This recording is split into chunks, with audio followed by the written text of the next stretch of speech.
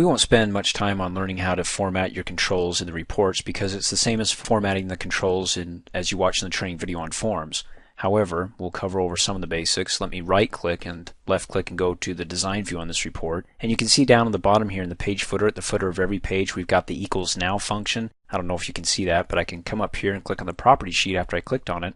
And you can see it right here in the control source. All we did is we came up here and clicked on the text box button, which when you click and drag creates not only the control but the label to that control. So we delete the label and we just put in the control. We just selected it, came in here in the control source box and typed in equals now. Let me click off in a blank area. Now in that equals now, it's by long date. You can click on the drop down arrow, change the formatting, do short date. In fact, let me do this. This isn't right. Let me click and drag and stretch that out. We can click on the drop down arrow.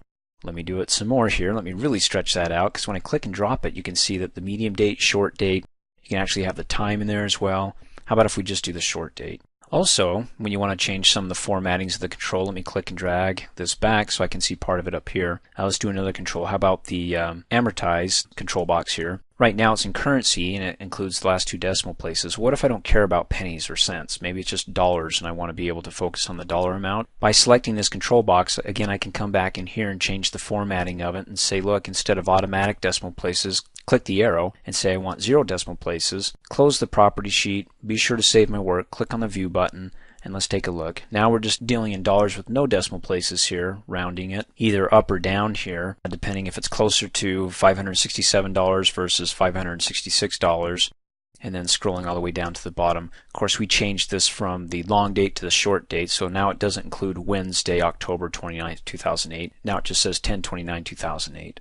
And then you see how this dollar sign's cut off. Well, I wouldn't be too concerned about it because if you go to print preview, what you see is what you get, right? In other words, if I right click on this and I go down and left click on print preview, is the dollar sign fully there? That's good. If it wasn't, then I would come back and I'd right click on this and go to the design view. You see down here at the footer of each department code grouping, you've got the total summary price, and then you also have down here the total summary price for the report on all the purchase prices for all the department codes or all the groups there. You can go ahead and hover over the right middle handle here until you get that two-way black arrow, click and drag it open and give it some more room so it can fit in that box here, or so we can see it when we click on the view button.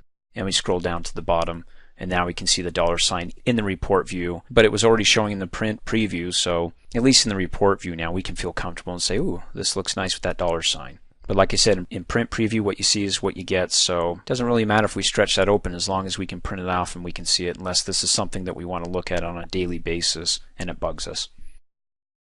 Thanks for watching. Hey, as a quick reminder, if you like my video, please give it a thumbs up. You can also click on me and subscribe to my channel, get notified of the latest videos, and for only $2 a month, you can have access to all my Microsoft Office training videos.